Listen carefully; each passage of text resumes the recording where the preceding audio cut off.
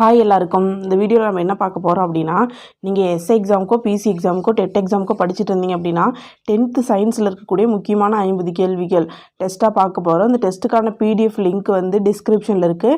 Test எழுதி பார்த்துட்டு இந்த வீடியோ பாருங்கள். இதில் நம்ம ஆன்சர் பார்க்கலாம்.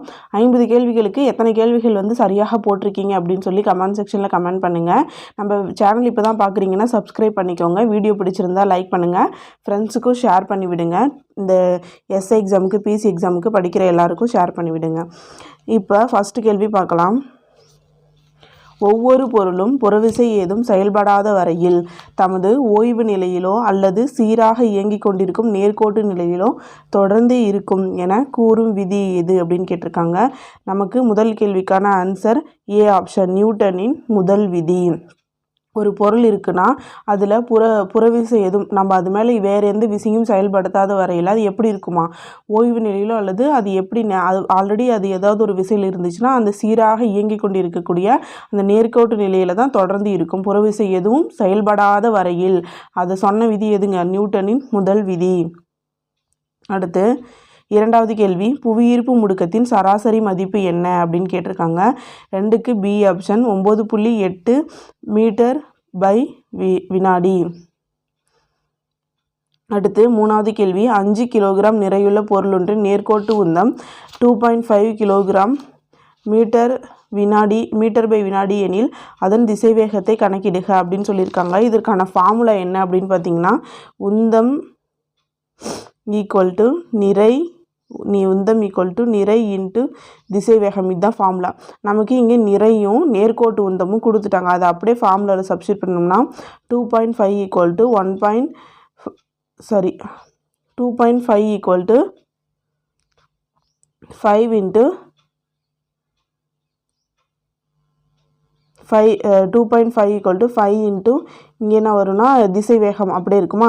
இந்த இங்கே பெருக்கல் இருக்குது, இந்த பக்கம் வந்துச்சுன்னா டிவைடட் பையில் வரும். 2.5 டிவைடட் பை 5 இது கேன்சல் பண்ணோம்னா நமக்கு என்ன வரும்னா 0.5 மீட்டர் பை வினாடி அப்படின்றது வந்து வரும். சரியான ஆன்சர் எதுனா டி ஆப்ஷன். இந்த வினாடி தான் மேலே போச்சுன்னா என்ன பண்ணுவாங்க, வினாடி இன்வர்ஸ் அப்படின்னு எழுதுவாங்க. அப்போ மீட்டர் வினாடி இன்வர்ஸ். மூணாவது கேள்விக்கு டி ஆப்ஷன். நாலாவது கேள்வி, படுகதிரின் அதிர்வெண்ணை விட அதிகமாக அதிர்வெண் கொண்ட நிறமாலை வரிகளை டேஸ் என்கிறோம். டி ஆப்ஷன், ராமன் ஒளி சிதறல்கள். ஐந்தாவது கேள்வி, இருபுறமும் கோளக பரப்புகளை கொண்ட லென்ஸ் எது? இருபுறமும் கோளக பரப்புகளை கொண்ட லென்ஸ் வந்து குவி லென்ஸ், ஏ ஆப்ஷன். ஆறாவது கேள்வி, கிட்டப்பார்வை என்னும் பார்வை குறைபாட்டை சரி செய்ய பயன்படும் லென்ஸ் எது அப்படின்னு கேட்டிருக்காங்க. சரியான ஆன்சர் குழி லென்ஸ். இதுக்கு வந்து கிட்ட பார்வைக்குன்னா குழி லென்ஸ், தூர பார்வைனா குவி லென்ஸ். கிட்ட குழி, தூர குவி. ஏழாவது கேள்வி, டேஸ் என்பது ஒரு லென்ஸின் குவிக்கும் அல்லது விரிக்கும் திறன் கேட்டிருக்காங்க. ஏழாவதுக்கு சி ஆப்ஷன், லென்ஸின் திறன். 8, வெப்பம் என்பது ஓர் டேஸ் அளவு, ஸ்கேலார் அளவு. 8க்கு பி ஆப்ஷன். 9, கீழுள்ளவற்றில் அவகோட்ரா விதி என்பது என்னன்னு கேட்டிருக்காங்க. இதற்கு சரியான ஆன்சர் வந்து என்னன்னா A option, B directionally proportional to என்.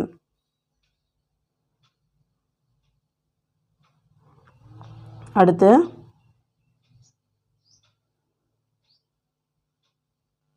நீள் வெப்ப விரிவு குணகத்தின் எஸ்ஐ அலகு என்ன? A option, kelvin inverse. அடுத்து 11வது கேள்வி, பொறுத்துக்கு கொடுத்துருக்காங்க. மின்னோட்டத்தின் அளவை மின்னோட்டத்தில் பாயும் மின்னோட்டத்தின் அளவை நிர்ணயம் செய்ய பயன்படுவது என்னன்னா, மின்னோட்டத்தில் பாயும் மின்னோட்டத்தின் அளவை நிர்ணயம் செய்ய 1க்கு 4, அதாவது மின்தடையாக்கி. அடுத்து மின்னோட்டத்தின் அளவை தேர்ந்தெடுக்க எதுங்க பயன்படுது? மின்தடை மாற்றி. 3, மின்னோட்டத்தை அளவிட நமக்கு பயன்படக்கூடியது வந்து அம்மீட்டர். இது வந்து கண்டிப்பாக கேட்பாங்க. மின்னழுத்த வேறுபாட்டை அளவிட வோல்ட்மீட்டர். மின்னோட்டத்தின் திசையை கண்டறிய கால்வனா மீட்டர். சரியான ஆன்சர் எதுனா டி ஆப்ஷன். 11க்கு டி. 12, தானாகவோ அல்லது கைமுறை உள்ளீடு மூலமாகவோ செயல்படுத்தக்கூடிய ஒரு சாவி எது அப்படின்னு கேட்டிருக்காங்க. மின்சுற்று உடைப்பி, சி ஆப்ஷன். 13, ஒரு குதிரை திறன் என்பது? B option, 746 what. 14 ஒரு ஊடகத்தில் ஒளியியலை பரவும் திசையிலேயே துகள்கள் அதிர்வுற்றால் அது என்னன்னு கேட்டிருக்காங்க. நெட்டலைகள்.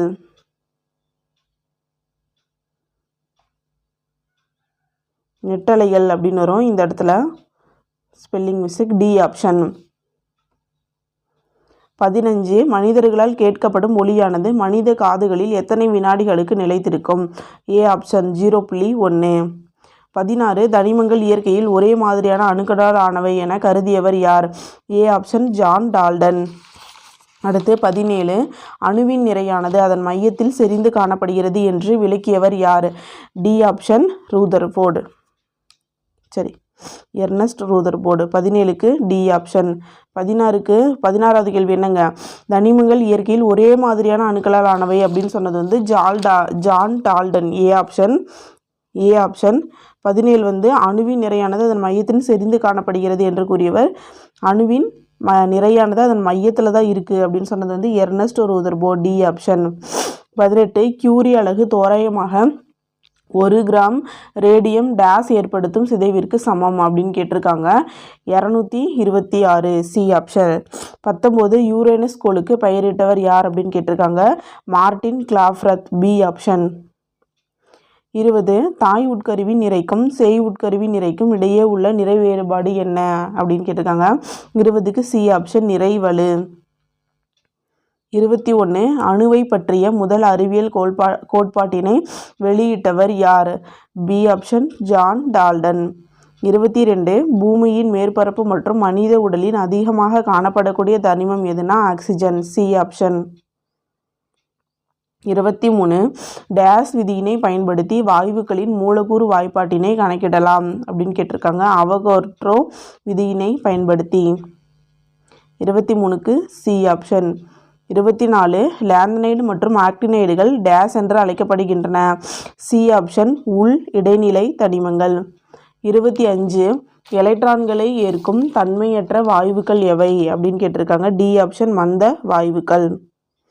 26 சல்ஃபைடு தாதுக்கள் எந்த பிரிப்பு முறையில் அடர்ப்பிக்கப்படுகின்றன? பி ஆப்ஷன் நுரை மிதப்பு முறை. 27 சரியான இணை எது அப்படின்னு கேட்டிருக்காங்க.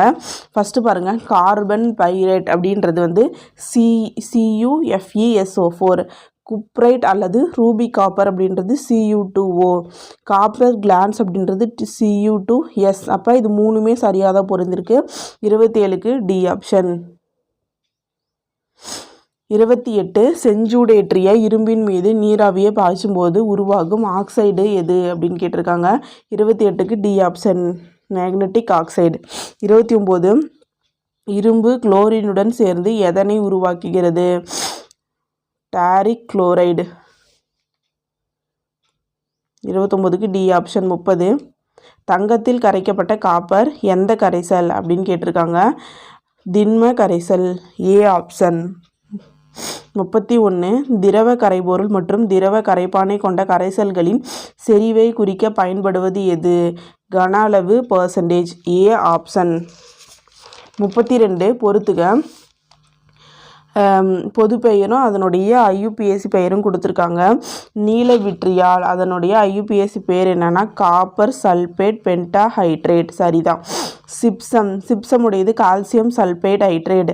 பச்சை விட்ரியால் இரும்பு சல்பேட் ஹெப்டாஹைட்ரேட். வெள்ளை விட்ரியால் சிங்க் சல்ஃபேட். அப்போ சிங்க் சல்பேட் ஹெப்பாஹைட்ரேட் அப்படின்னு வரும். நாலுமே சரியானது தான். A option. 33 silicon dioxide calcium ஆக்சைடுடன் வினைபுரிந்து எதனை தருகிறது? C option calcium silicate. அடுத்து ஒரு சங்கிலி தொடரில் கார்பன் அணுக்கள் மட்டும் அமைந்திருந்தால் அதை என்னன்னு சொல்லுவாங்க அப்படின்னு கேட்டிருக்காங்க. சி ஆப்ஷன் கார்போ வளைய சேர்மம். 35 தாவர உள்ளமைப்பியல் பற்றிய தொகுப்பை முதலில் வெளியிட்டவர் யார் அப்படின்னு கேட்டிருக்காங்க. நெகமையா குரூ. C option. 36 சைலத்திற்கும் ஃப்ளோயத்திற்கும் இடையில் கேம்பியம் காணப்படவில்லை என்றால் அவை என்ன அப்படின்னு கேட்டிருக்காங்க. ஏ ஆப்ஷன் மூடிய ஒருங்கிணைந்த ஒருங்கமைந்த வாஸ்குலார் கற்றை. 37 புரத சேர்க்கைக்கு தேவையான DNA 705 ரைபோசோம் உள்ள பகுதி பசுங்கனியத்தில் எங்கு உள்ளது அப்படின்னு கேட்டிருக்காங்க. 37க்கு பி ஆப்ஷன் ஸ்ட்ரோரோமா. 38 முயலின் விலங்கியல் பெயர் என்ன? டி ஆப்ஷன் ஓரிக்டோலேக்கஸ் கியூனிகுலஸ். அடுத்து 39 அட்டையின் டேஸ் மண்டலமானது நீண்ட உணவு பாதையும் சீரான சுரப்பிகளையும் கொண்டுள்ளது. பி ஆப்ஷன் சீரண மண்டலம். 40 உடலின் இரத்த உடற்குழி கால்வாய்கள் அமைந்துள்ள உயிரி எது? 40க்கு சி ஆப்ஷன் அட்டை.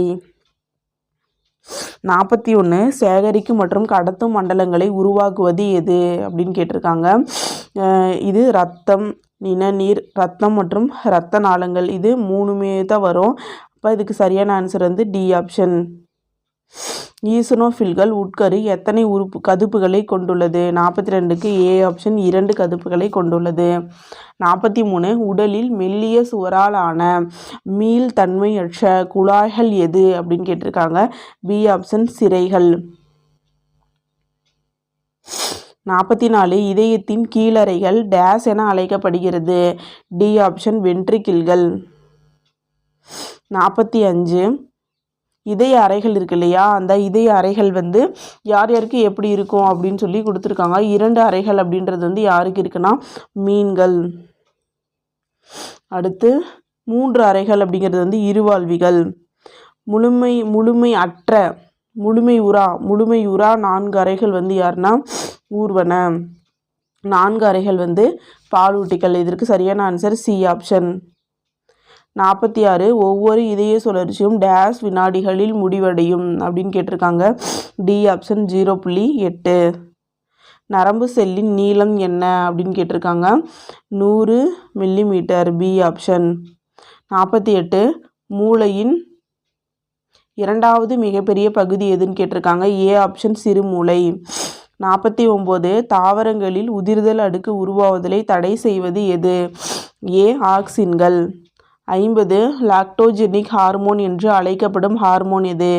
B option prolactin. அவ்வளோதாங்க, நம்ம 10th இருக்கக்கூடிய 50 கேள்விகள் வந்து டெஸ்ட்டாக பார்த்துட்டோம். இந்த வீடியோ இதோட முடியுது. வீடியோ பிடிச்சிருந்தா லைக் பண்ணுங்கள். நம்ம சேனலை கண்டிப்பாக சப்ஸ்கிரைப் பண்ணி வச்சுக்கோங்க. தேங்க்யூ.